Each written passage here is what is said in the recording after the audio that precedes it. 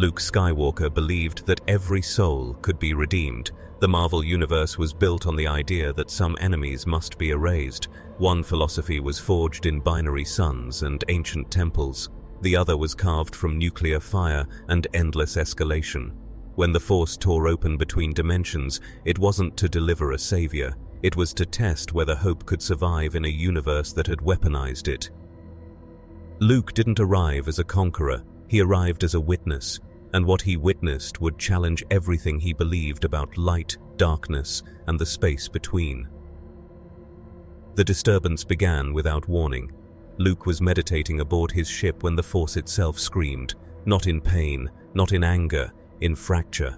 The sensation was unlike anything he'd encountered, billions of voices crying out simultaneously, not in sudden terror like Alderaan, but in sustained, systematic suffering. Wars that never ended, powers that never stopped escalating. Hope measured in casualty reports. The fabric of reality split, and Luke fell through dimensions, pulled by a current he couldn't resist. When he opened his eyes, he was standing on a rooftop in New York City, surrounded by a skyline that hummed with energy he'd never felt before. If you want to witness what happens when absolute hope collides with infinite war, subscribe now. Because this journey will challenge everything you think you know about heroes, sacrifice, and the cost of peace. We're diving deep into a question that breaks beyond power scaling. Can idealism survive politics? Hit that like button if you're ready to see Luke Skywalker face his greatest enemy. Not a Sith Lord, but a system. Let's begin. The Force here felt wrong. Back home it flowed like a river. Light and dark currents distinct but balanced. Here, it screamed like shattered glass. Luke reached out with his senses and immediately regretted it. Traum echoed from every direction. He felt gamma radiation burns seared into human consciousness. He sensed the phantom weight of arc reactor technology, each iteration built on previous failures. Vibranium deposits sang with ancestral blood. Asgardian energy signatures flickered like dying stars. This wasn't a universe with a dark side. This was a universe that had industrialized darkness and rebranded it as security. Luke Skywalker at this point in his journey was more than the farm boy who destroyed the Death Star. He was the Jedi who had faced his father's darkness and chosen mercy over execution. He had rebuilt an order on the principle that redemption was always possible. His philosophy was simple. No one was beyond saving. No conflict required preemptive killing. Balance could be achieved through understanding, not domination. He carried his father's lightsaber as a reminder that even Darth Vader could return to the light. But standing on this rooftop, feeling the Force fracture into 1,000 screaming contradictions, Luke sensed something terrifying. What if this universe didn't want redemption? The city below pulsed with controlled chaos. Flying metal suits patrolled the skyline. Security cameras tracked every movement. Beneath the streets, Luke sensed underground facilities, laboratories conducting experiments that made the Force recoil. Somewhere in this city, a green-skinned rage monster slept fitfully, his gamma-scarred consciousness a permanent wound in the Force. Somewhere else, a super soldier's enhanced cells hummed with artificial perfection, nobility and propaganda woven into muscle fiber. And everywhere, Luke felt weapons. Not crude blasters or thermal detonators. Weapons designed by geniuses. Weapons that learned. Weapons that thought. He didn't understand the specifics yet. Didn't know about S.H.I.E.L.D. or Hydra or the Sokovia Accords. Didn't know about Ultron or the Snap or the Civil War. But the Force showed him patterns. It showed him a universe caught in an endless cycle. Crisis, escalation, solution, bigger crisis. Each threat met with greater force, each victory sowing seeds of the next disaster, and in the center of it all, heroes, genuinely good people making impossible choices. But unlike the Jedi Order at its peak, these heroes had no code beyond their individual conscience, no philosophy binding them together. They were reactive, not proactive, brilliant but scattered. Luke closed his eyes and reached deeper. He felt something that chilled him to his core, the absence of certainty. In his universe, the Force provided clarity, light, dark, balance. Here, Every moral choice existed in gradient. Collateral damage wasn't an accident, it was mathematics. Surveillance wasn't tyranny, it was prevention. Preemptive strikes weren't murder, they were triage. The Force didn't judge these actions as evil, it simply showed them as wounds that never healed, piled on top of each other, creating a universe-wide scar tissue of justified horrors. And the worst part, everyone believed they were right. The sun set over New York. Luke watched shadows lengthen across a city that didn't know he existed yet. Soon they would. SHIELD satellites were already tracking the energy signature of his arrival. Tony Stark's sensors had flagged an unexplained anomaly.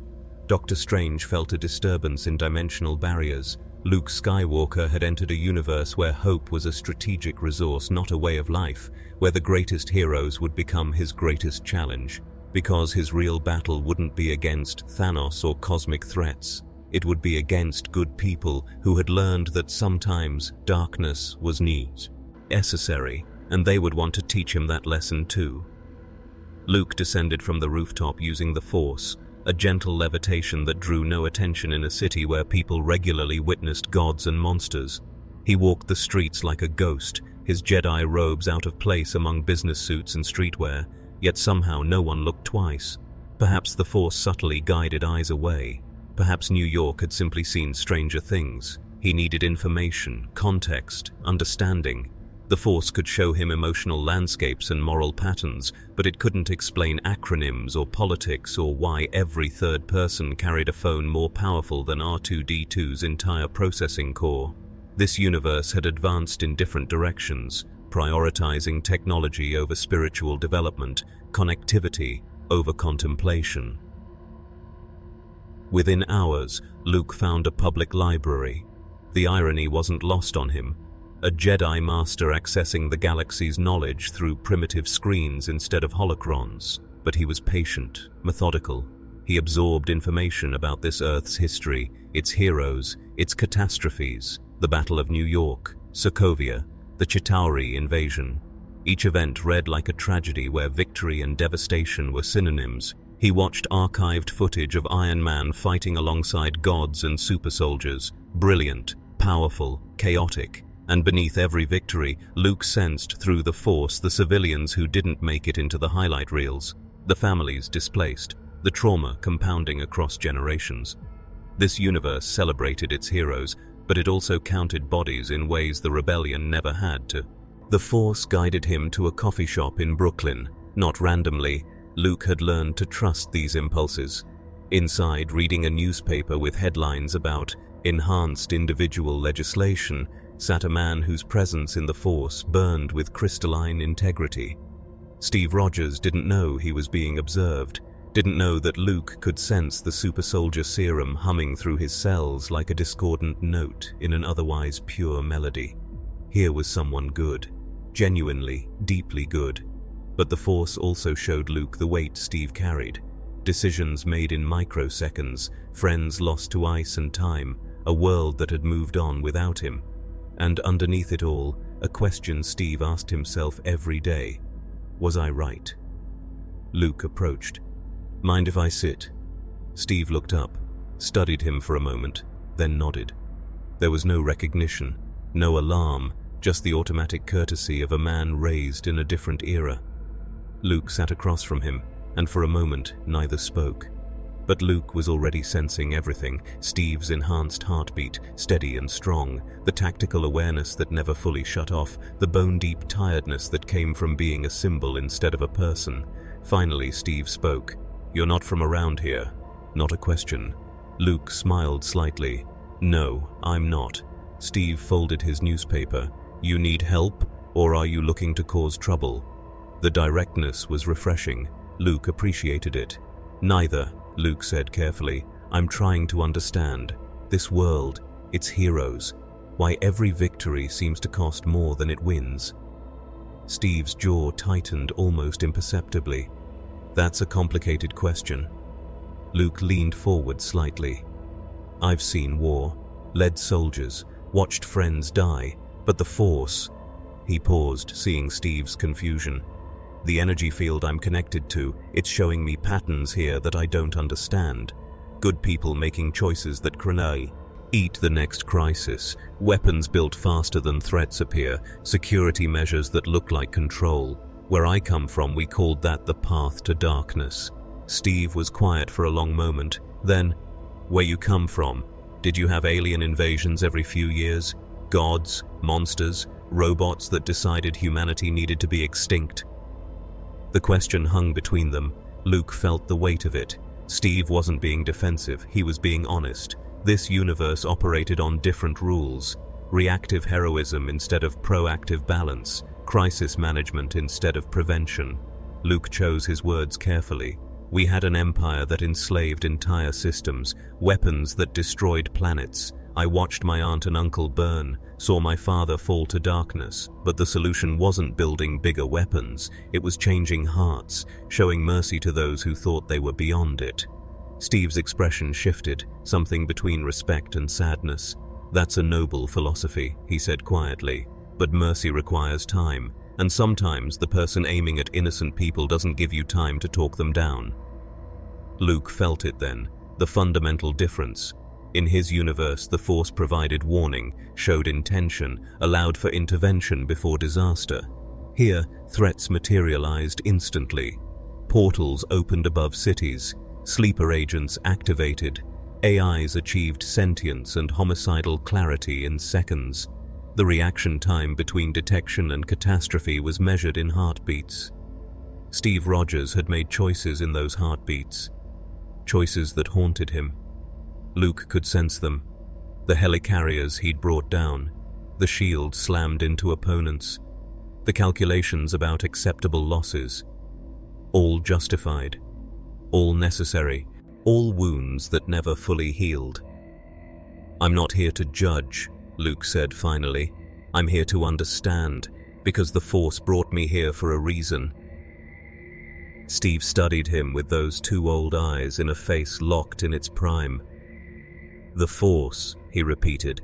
Is that like Thor's magic? Luke considered. It's the energy that connects all living things, light and dark, balance and imbalance. It guides, warns, empowers, and right now it's screaming. Steve's tactical mind engaged immediately. Screaming about what? A threat? Luke shook his head slowly. About this place. About what happens when hope becomes a weapon instead of a principle. About what you've all become trying to protect what you love. The words landed heavy. Steve stood, leaving money on the table. You should meet Tony Stark, he said, and there was something dark in his voice. He'll appreciate the philosophical debate. Fair warning though, Tony doesn't believe in hope. He believes in armor, lots of it.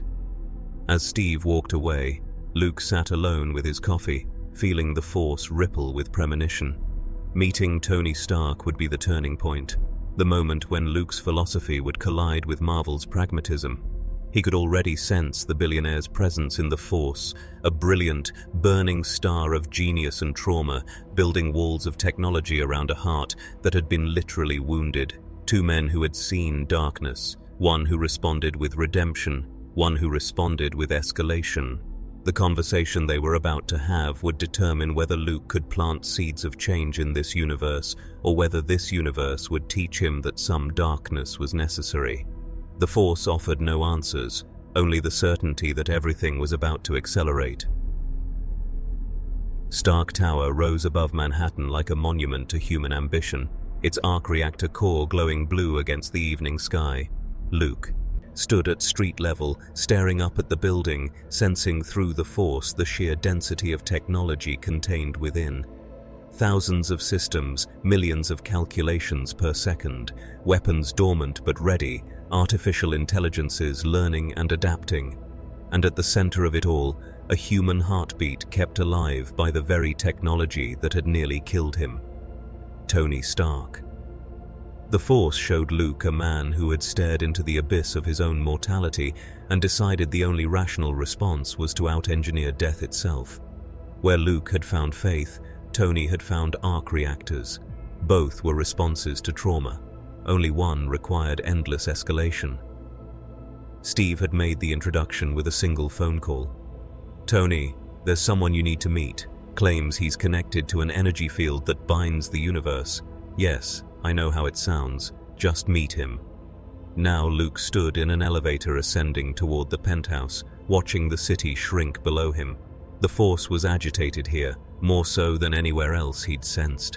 This building was a nexus point. Decisions made here rippled outward, affecting millions. Suits of armor in sub-basements, satellite networks overhead, contingency plans built on contingency plans.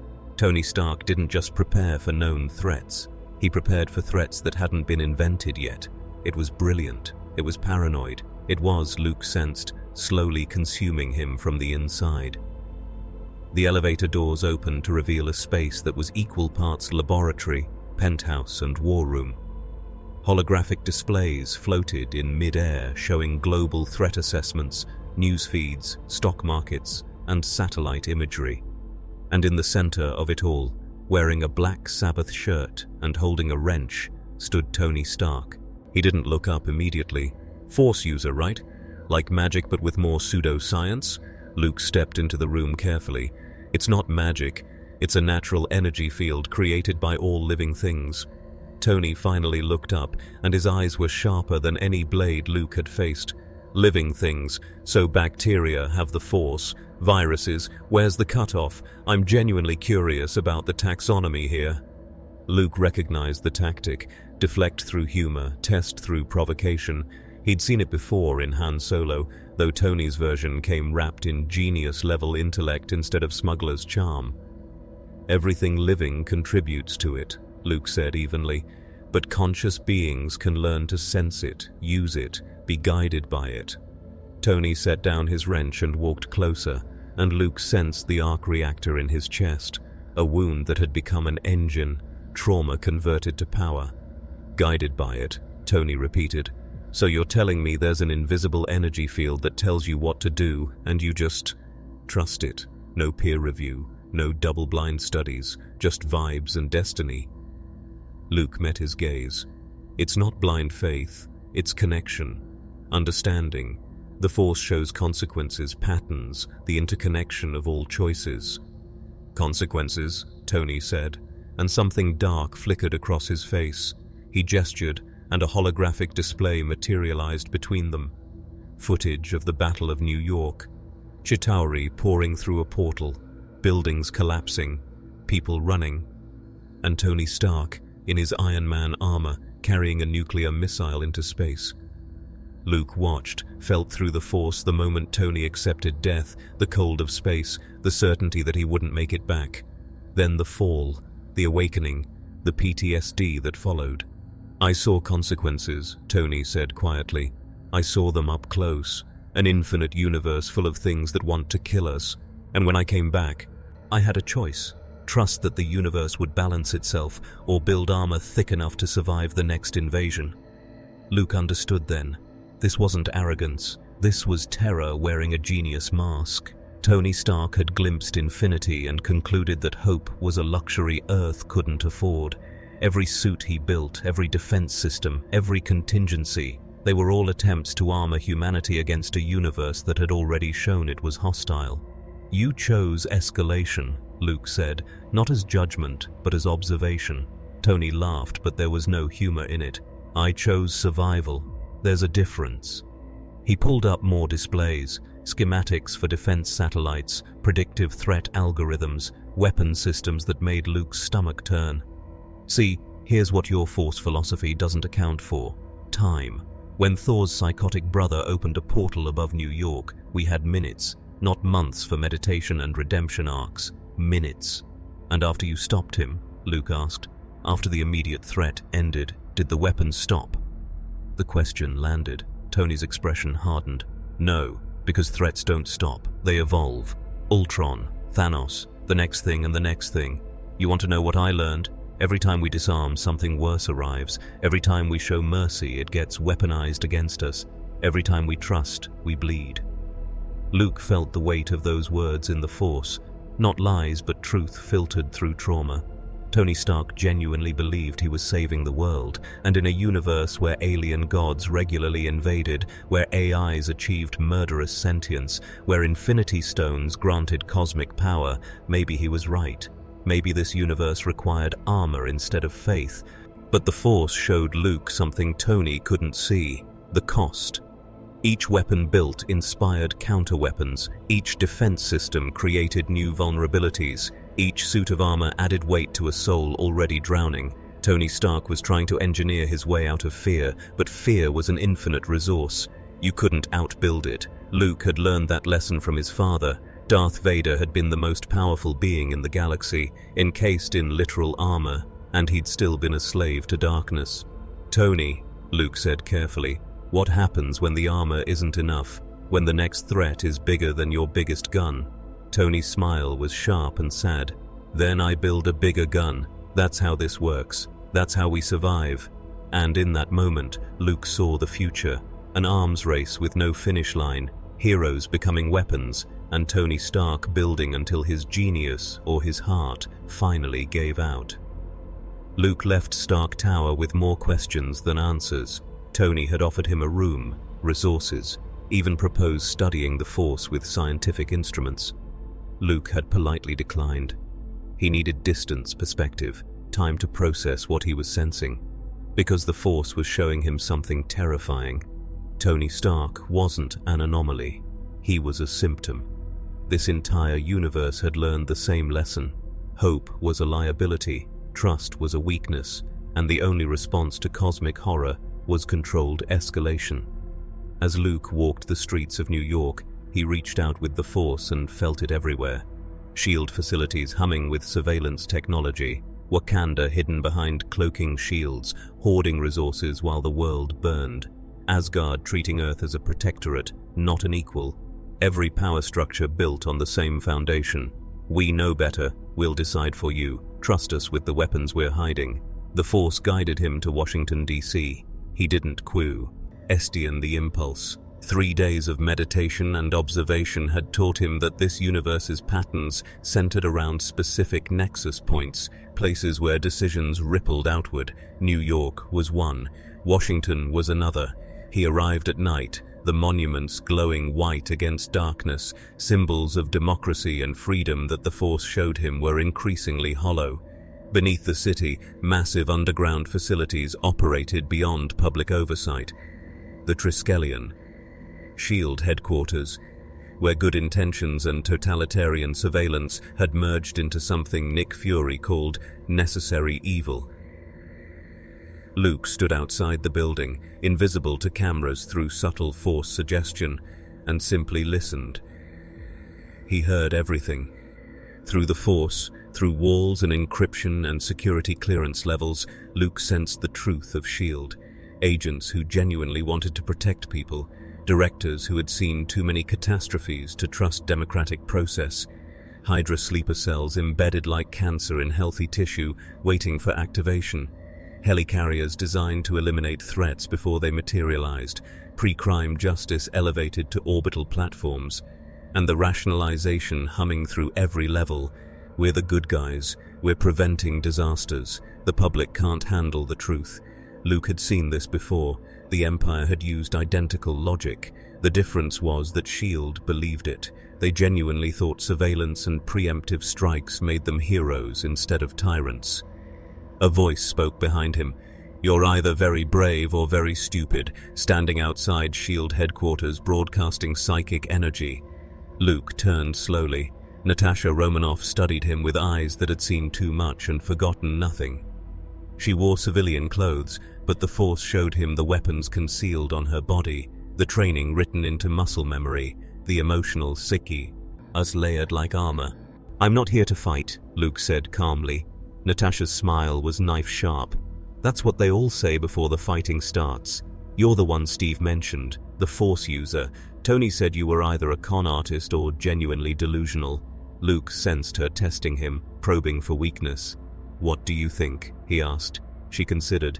"I think you believe what you're saying. That makes you dangerous." Natasha gestured, and Luke followed her to a nearby bench. She sat with perfect casual alertness, ready to kill or flee in under a second. "Let me guess," she said. "You're here to tell us we're doing it wrong, that surveillance and weapons and hard choices make us just like the villains, that there's a better way if we'd just trust the universe." Her tone was mocking, but the Force showed Luke the hurt underneath. Natasha Romanoff wanted to believe in better ways. She'd just been trained, tortured, and traumatized into knowing they didn't exist. "I'm here to understand," Luke said.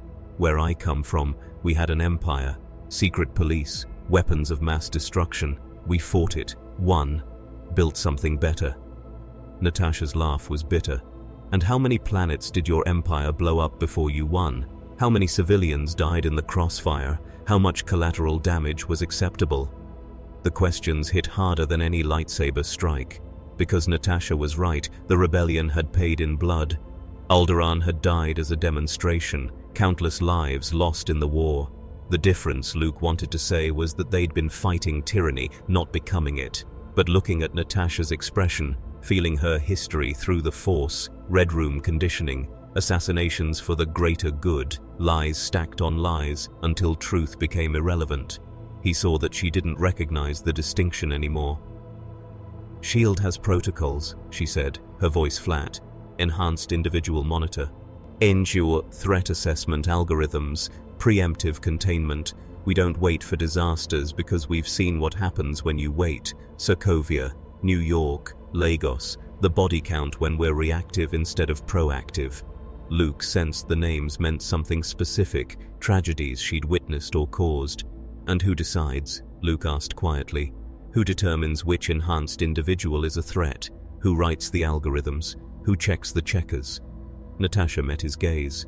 "People who've earned the right through sacrifice. Fury lost an eye. Hill watched her team die in New York. Coulson was killed and resurrected.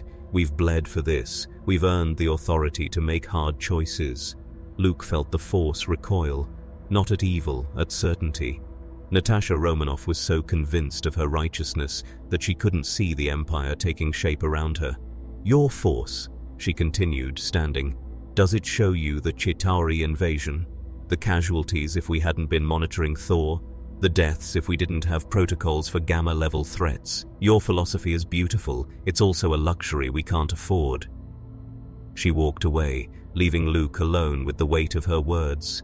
The Force showed him surveillance feeds activating, facial recognition tagging his location, threat assessment algorithms calculating his danger level. Within hours, Nick Fury would have a full dossier. Within days, SHIELD would decide whether Luke Skywalker was an asset or a threat to contain. He could stop it. A focused Force push could scramble their systems, erase his presence. But that would prove their point, that enhanced individuals were uncontrollable. That surveillance was justified. Luke sat in the shadow of monuments to freedom and felt the trap closing. This universe didn't need a Jedi, it needed someone who understood that in a reality where gods and monsters walked freely, absolute power wasn't corrupting, it was mandatory, and that realization made him feel more alone than he'd ever felt, even in the deserts of Tatooine. Luke saved his first life on a Tuesday. A gamma accident at a research facility in Nevada, containment breach, radiation leak, scientists trapped inside. Local authorities were evacuating, accepting casualties, writing off the trapped as already dead.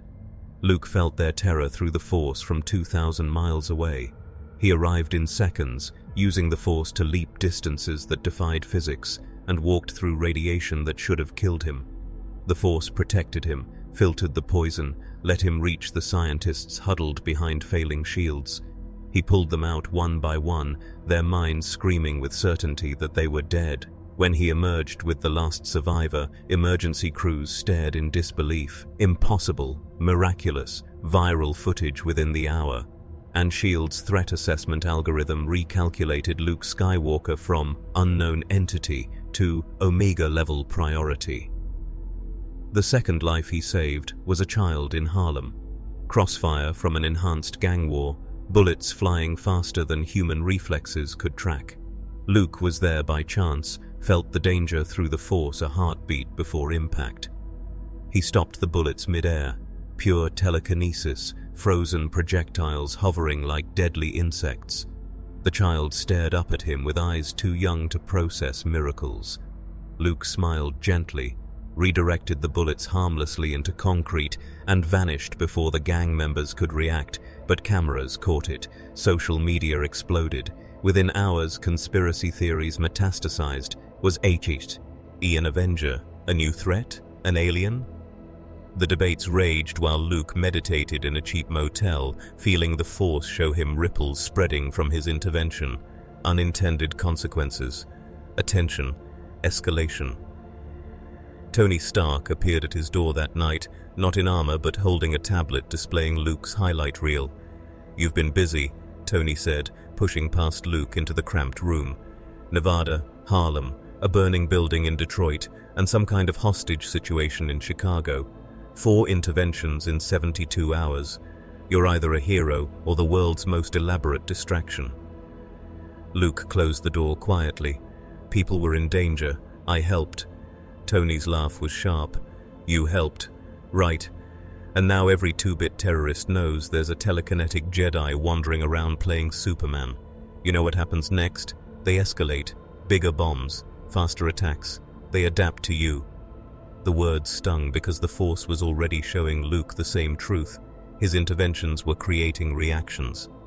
"So, what's the alternative?" Luke asked, and he genuinely wanted to know. "Watch people die to avoid attention?"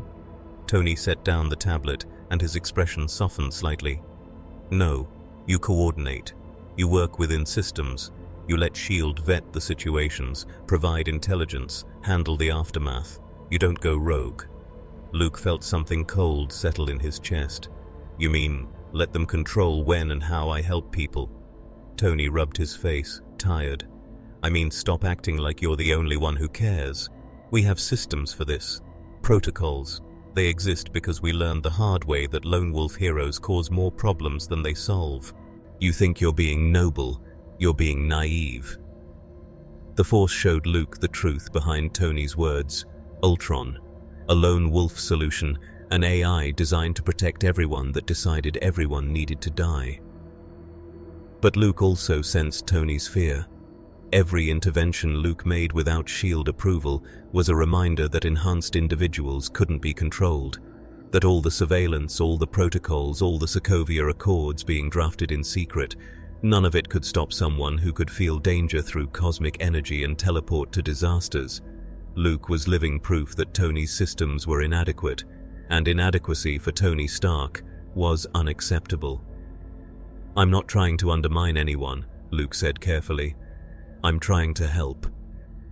Tony's response was quiet and devastating. "I know. That's what makes you dangerous. You genuinely believe you're doing good. So did Ultron." The comparison landed like a physical blow. Luke wasn't murderous AI. He wasn't genocidal. But in Tony's trauma-shaped worldview, intent didn't matter. Power without oversight was the problem. The conversation ended when Tony's phone buzzed. He glanced at it, and his expression shifted to something grim. "Situation in Lagos. Enhanced individual gone rogue. Wanda Maximoff is handling it, but..." He looked at Luke. "You stay here. Let the professionals work." Luke felt the Force scream warning, not about the rogue enhanced, about what was about to happen. He sensed Wanda's power, reality warping chaos magic, young and barely controlled. He sensed her trying to contain an explosion, sensed her panic when the containment slipped, felt the building shatter, the civilians die, the moment that would later be weaponized into legislation. Luke could stop it, could teleport there, use the Force to absorb the blast, save those lives. Tony saw the intention in his eyes. "Don't," he said, and there was pleading underneath the command. "Don't make it worse." Luke stayed. It was the hardest thing he'd ever done, harder than facing Vader, harder than watching the Death Star destroy Alderaan. He sat in that motel room and felt through the Force as people died in Lagos. Felt Wanda's horror and guilt, felt the media's immediate weaponization of the tragedy, felt politicians using the bodies as ammunition for enhanced individual control laws, and he understood, finally, viscerally, why this universe had broken its heroes. because every intervention created reactions, every save inspired new attacks, every moment of hope became a future tragedy's origin point. The Force showed him the pattern, an infinite loop where good intentions paved roads to catastrophe. And Luke Skywalker, for the first time in his life, felt powerless. When Tony left, Luke sat in darkness and reached out through the Force. He felt Steve Rogers reading the proposed Sokovia Accords, his moral certainty cracking under the weight of dead Wakandans. Felt Tony drafting support arguments, convinced that oversight was the only answer. Felt Natasha calculating political angles. Felt a divide forming, not between good and evil, but between two definitions of responsibility. And at the center of it all, Luke felt his own presence like a stone dropped in still water. He hadn't caused the divide, but he'd accelerated it, made it urgent, forced conversations that might have taken years into days. The Force whispered a terrible truth. Sometimes the mediator becomes the catalyst. Sometimes hope is the spark that ignites civil war. The Sokovia Accords arrived like a funeral announcement. 117 pages of legal framework designed to transform heroes into government assets. Luke read them in a single sitting, feeling the Force recoil from every clause. Enhanced individual registration, oversight committees, mandatory retirement protocols, weaponized accountability masquerading as justice. The document was brilliant in its cruelty. It took legitimate concerns about collateral damage and weaponized them into control mechanisms. Every tragic incident carefully catalogued. Every civilian death given a name and face. Guilt transformed into legislative ammunition. And underneath it all, the unspoken threat: sign or become enemies of the state. Luke had seen similar documents before. The Empire had called them security measures too.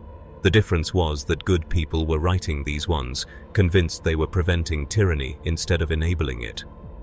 Steve Rogers stood in an empty training facility, staring at his shield like it might provide answers.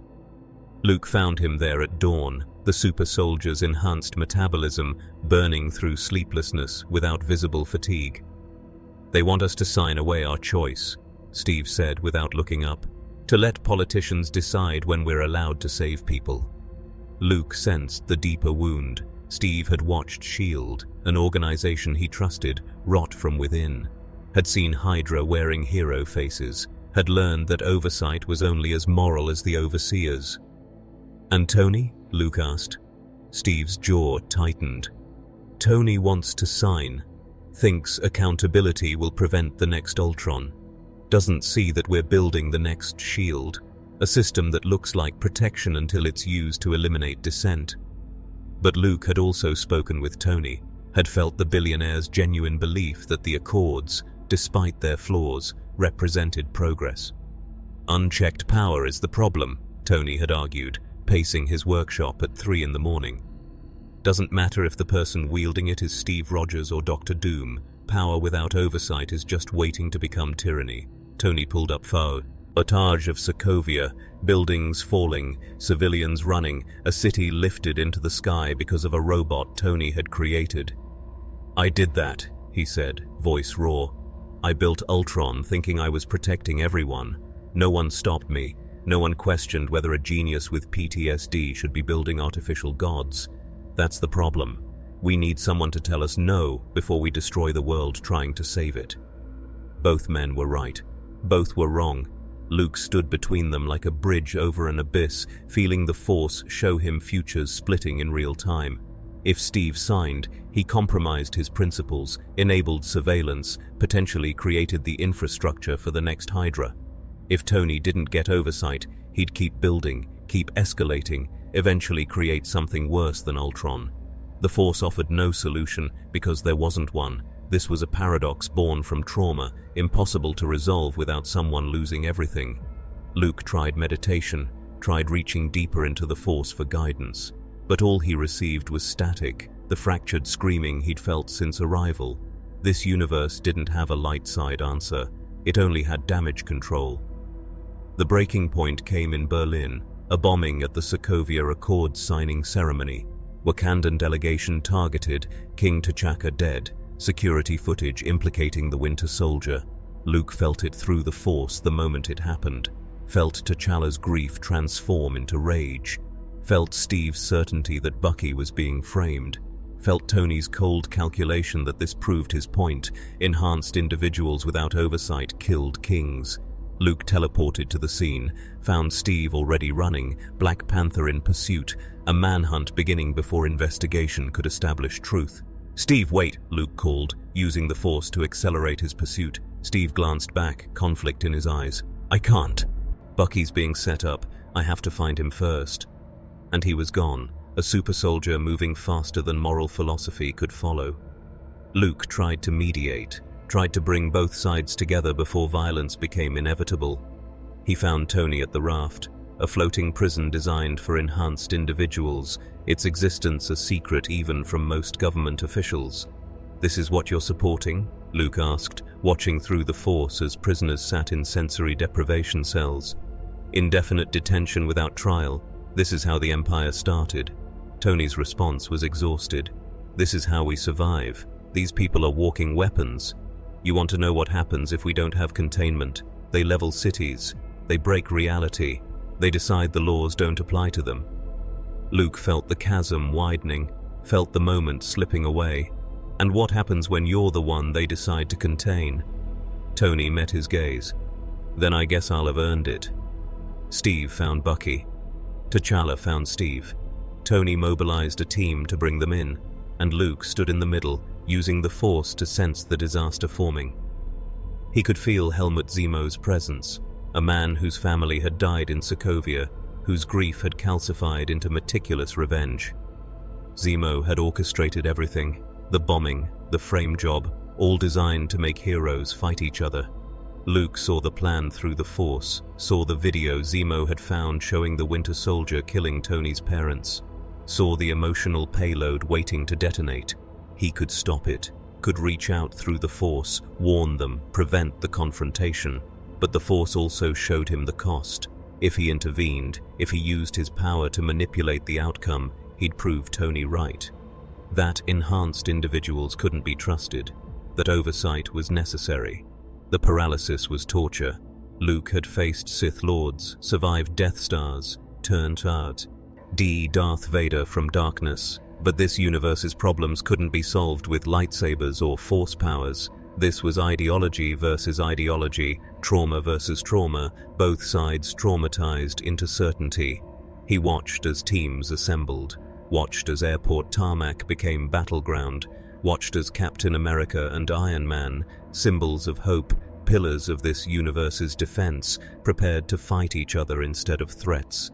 And Luke Skywalker, standing between them with all the power of the Force at his command, could do nothing. Because the moment he chose a side, he stopped being a mediator. He became just another enhanced individual deciding the world's fate. The Force whispered its final truth. Some wars cannot be prevented. Some divides run too deep. Some universes break their heroes because heroes, in the end, are only human. The airport became a war zone between friends. Luke stood at the perimeter, watching through the Force as ideologies collided at supersonic speeds.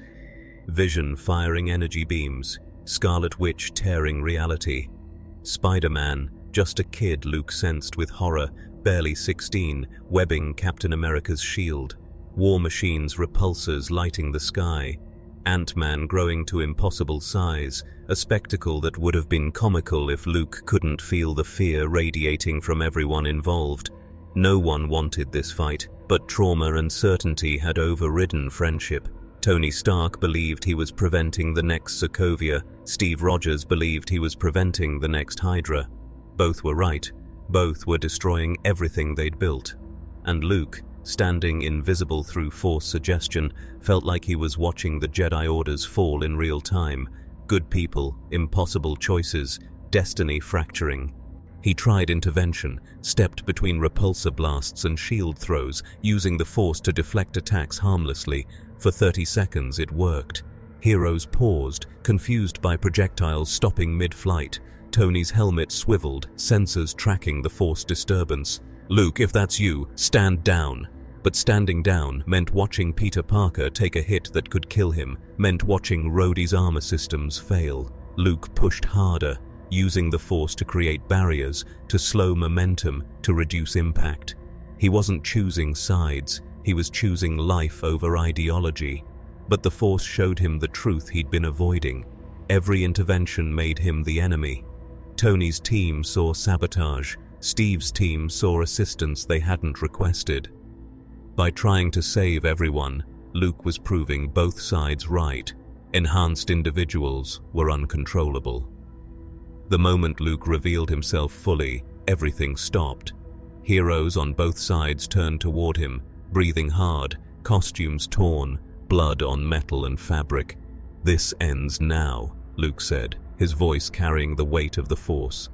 "You're fighting each other while the real enemy laughs.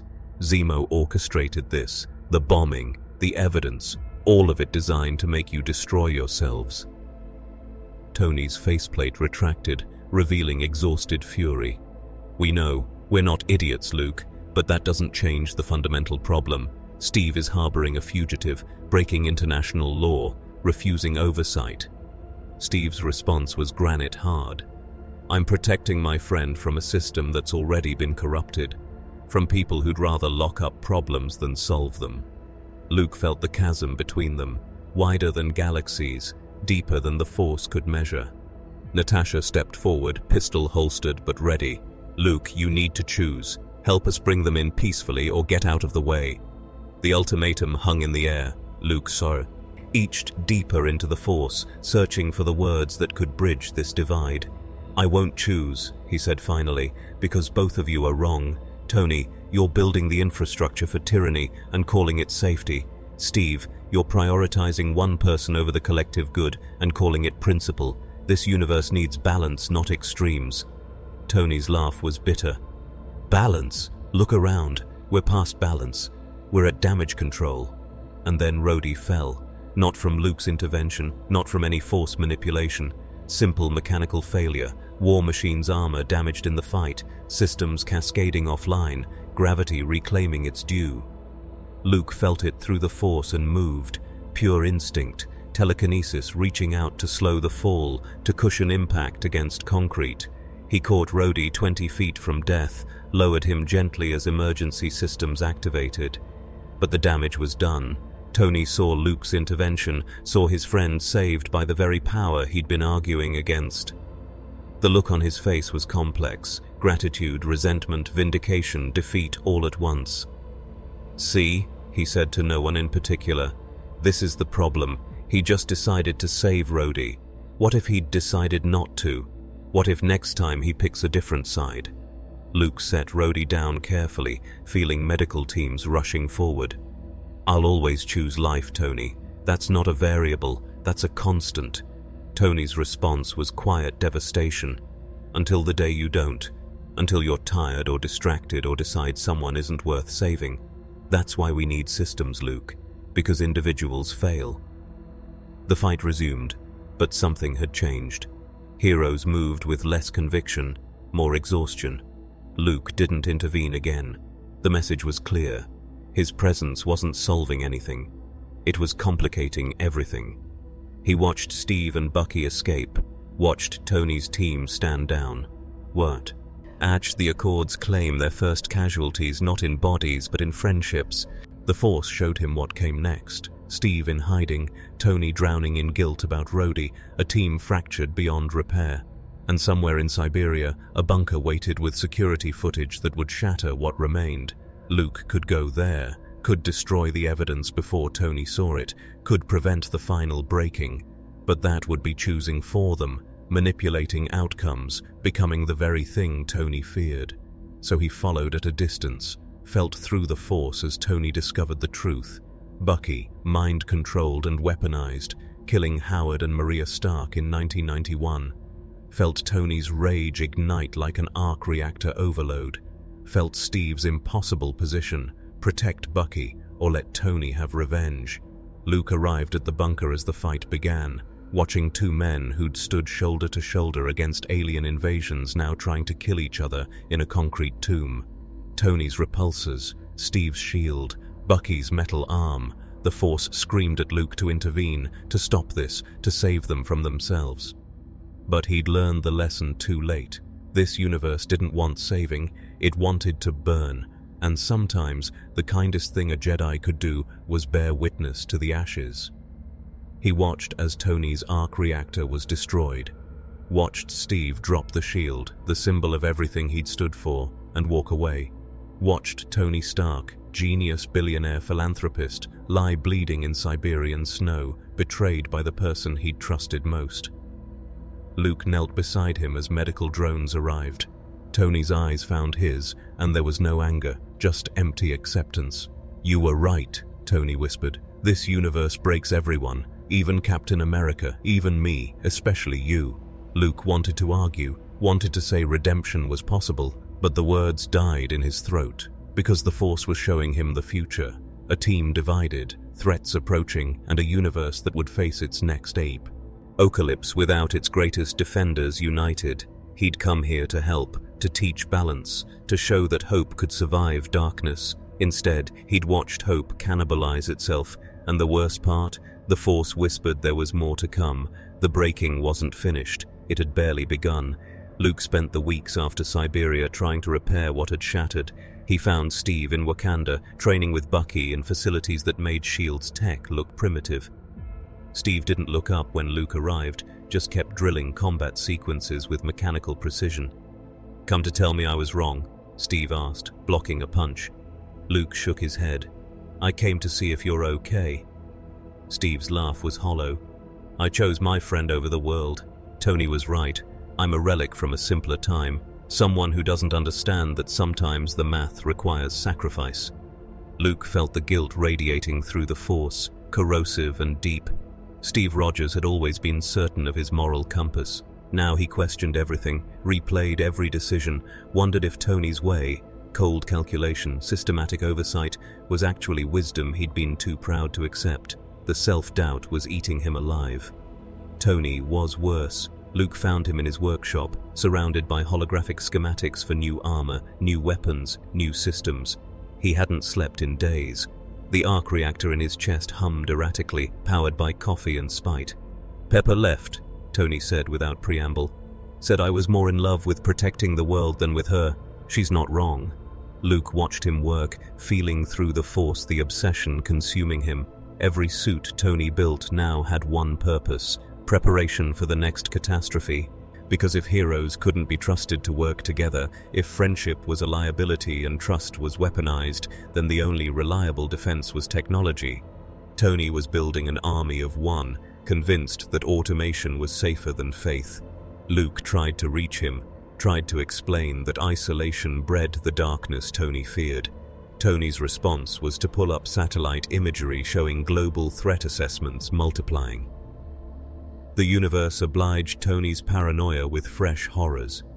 Luke felt them through the Force. Cosmic disturbances, reality fractures, something vast and terrible drawing closer. The Force showed him glimpses: purple skin, golden gauntlets, a philosophy of balance achieved through systematic genocide. Thanos. The name whispered itself through cosmic currents, carrying weight that made Luke's connection to the Force shudder. This was a threat beyond anything the Avengers had faced, beyond Loki or Ultron or Zemo's manipulation. This was extinction-level danger approaching while Earth's greatest heroes nursed grudges and political divisions.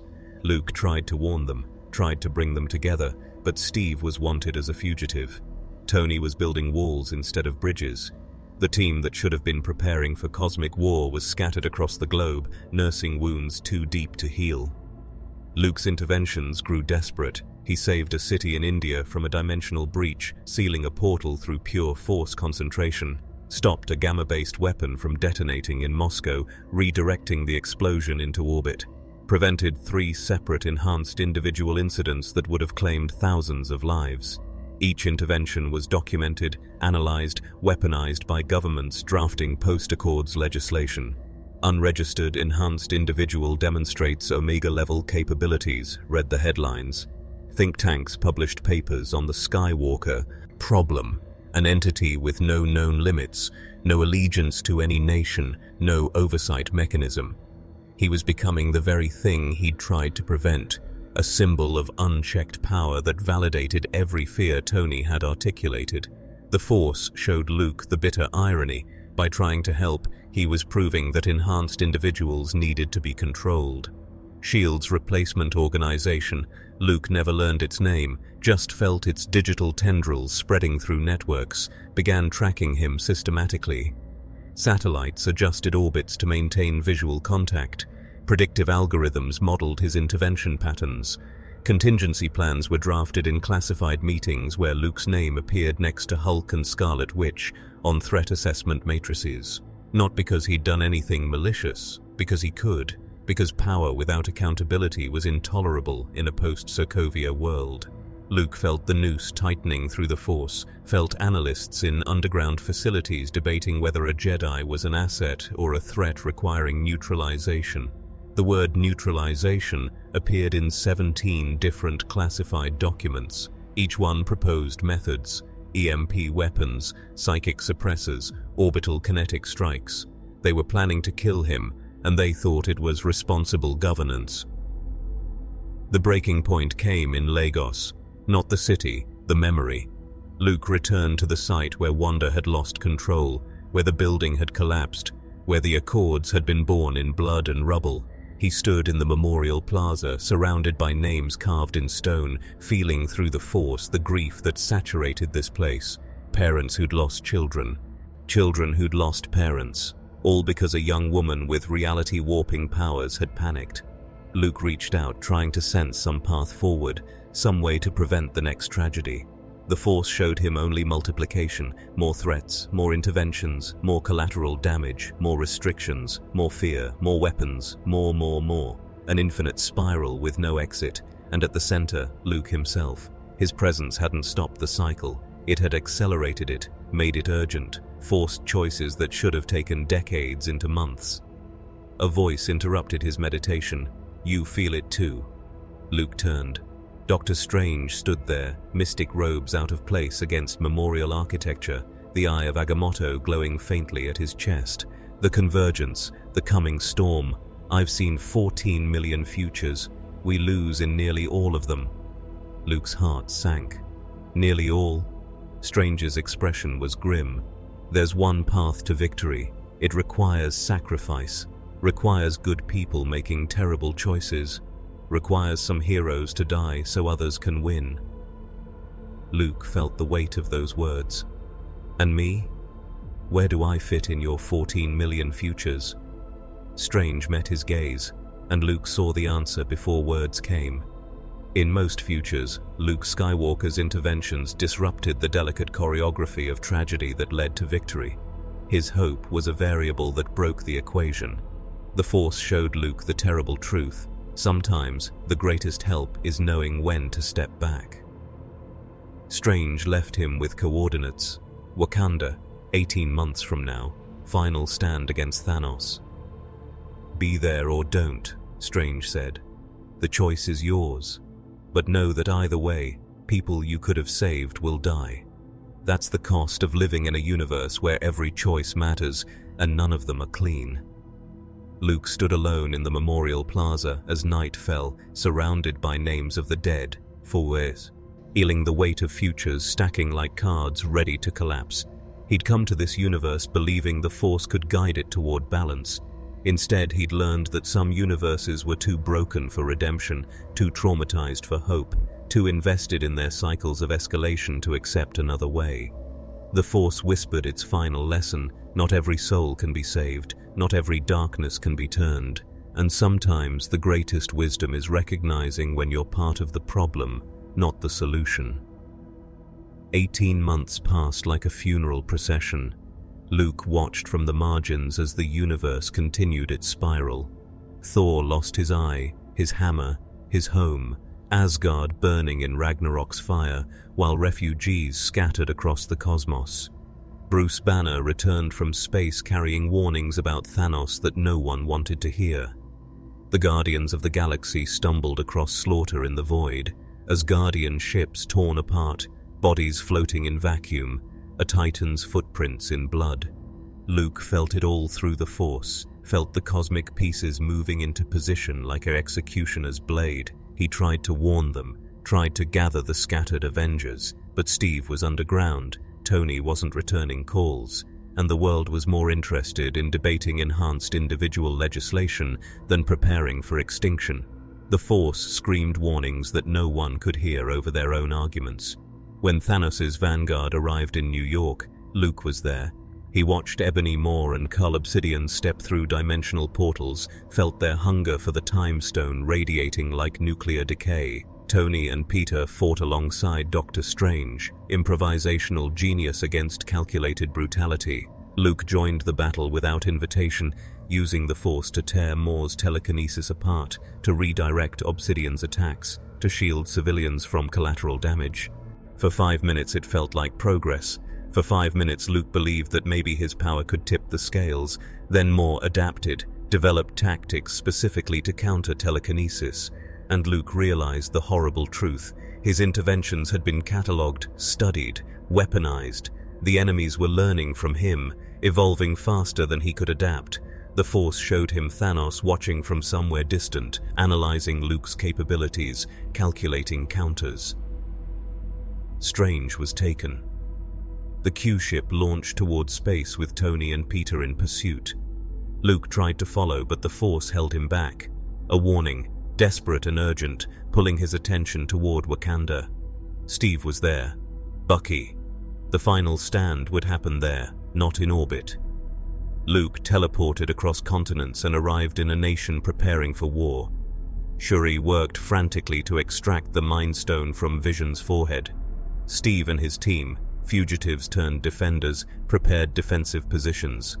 T'Challa mobilized Wakandan forces with quiet dignity, and Luke stood among them, feeling through the Force the army approaching. Thanos' outriders, thousands of them, mindless, hungry, unstoppable. This was the convergence Strange had shown him, the moment where futures collapsed into single outcomes. Luke ignited his lightsaber, green blade humming against African sky, and prepared to defend a universe that had never wanted his help. The battle was chaos given form. Outriders crashed against energy shields like waves against rock. Wakandan warriors fought with spears and sonic weapons. War Machine rained fire from above. Scarlet Witch held the line with reality itself as ammunition, and Luke moved through it all like a force storm, his lightsaber cutting through alien flesh, his telekinesis throwing back hundreds of enemies at once. He saved Steve from overwhelming numbers, saved Bucky from decapitation, CR, eated barriers that held when Wakandan shields failed. For 30 minutes he was the difference between holding and collapse. For 30 minutes Luke Skywalker believed that maybe, just maybe, his power was enough. Then Thanos arrived in person, and Luke felt the Force itself recoil in terror. This wasn't just power, this was inevitability wearing purple skin, philosophy weaponized into cosmic certainty. Luke confronted him on the battlefield, stood between Thanos and Vision while the others fought his lieutenants. "You don't have to do this," Luke said, reaching out through the Force to sense the Titan's mind. What he found there was worse than hatred or madness. Thanos genuinely believed he was saving the universe, believed that resources were finite and suffering infinite, that mercy required culling, that love demanded sacrifice. Luke had sensed this worldview before, in the Empire, in S.H.I.E.L.D., in Tony's desperate escalation. But Thanos had perfected it, had collected Infinity Stones to achieve in seconds what governments took decades to implement: systematic elimination of problems through overwhelming force. "I am inevitable," Thanos said, and the Force confirmed it, not because he was right, because this universe had built the infrastructure for his philosophy to win, had spent decades teaching its heroes that some sacrifices were necessary, that math required casualties, that hope was a 5 years past in the aftermath. Luke remained on Earth, not because he'd found purpose, but because the Force showed him no path home. The dimensional tear that had brought him here had sealed when Thanos snapped his fingers, reality itself restructured around the Titan's will. Luke was trapped in a universe that had proven every fear he'd ever dismissed about the dark side. that sometimes evil won not through corruption, but through conviction. That hope could be mathematically insufficient, that redemption required two willing parties, and this universe had collectively decided that salvation looked like survival, cost irrelevant. He watched the survivors cope in their own ways. Natasha ran a global network from the Avengers compound, coordinating a world that barely functioned. Steve led support groups, helping people process grief he couldn't solve. Tony disappeared to a cabin, built a family, chose personal peace over cosmic responsibility. And Luke meditated among the ruins, feeling the Force's absence where billions had once existed. The Avengers' final plan was insane. Time travel, quantum realms, stealing Infinity Stones from the past to undo the snap. Luke listened to their explanation and felt the Force recoil. This wasn't balance, this was desperation wearing genius as a mask. Changing the past created branched timelines, paradoxes, consequences they couldn't predict. But Tony had run the numbers. Bruce had solved the equations, and Steve, who had once stood for moral absolutes, was willing to risk literally anything to undo Thanos' work. Luke saw the final transformation then. The Marvel Universe had broken its greatest symbol of hope so completely that Captain America was now willing to fracture reality itself rather than accept loss. "This is wrong," Luke said quietly. Tony's response was tired. So was the snap. So was Lagos. So was Sokovia. "We're 5 years past right, Luke. We're at whatever works." And Luke had no counter-argument, because they were correct. Righteousness was a luxury the dead couldn't afford. Luke didn't join the time heist. Couldn't. The Force showed him too many variables, too many ways their plan created worse outcomes, but he also couldn't stop them. Didn't have the moral authority after 5 years of meditation while they'd fought in trenches. He watched them leave, Avengers and Guardians, heroes and criminals, united by desperation, and felt prophetic dread. They succeeded, retrieved the stones, built a new gauntlet, and when Bruce snapped his fingers, Luke felt the Force explode with returning life, billions of voices rejoining the cosmic chorus, Bucky rematerializing, T'Challa returning, Peter Parker breathing again. For 17 seconds, Luke felt something like vindication. They'd done it, undone the genocide, proven that hope could triumph over mathematics. Then Thanos from 2014 arrived with his army, and Luke realized the truth. The universe wasn't rewarding their hope, it was punishing their hubris. Victory required blood. The final battle was apocalypse cinema. Thanos' army versus every hero the universe could summon. Portals opening across the battlefield, Wakandan warriors, Asgardian survivors, sorcerers and soldiers and gods. Luke fought among them, his lightsaber carving through outriders, his force powers throwing back siege weapons. He saved dozens of lives, prevented catastrophic damage, fought alongside Spider-Man and Scarlet Witch and heroes whose names he'd never learned. For 30 minutes it felt like the universe's defenders were actually united. For 30 minutes, Luke believed that maybe tragedy had finally taught them the lesson he'd failed to communicate.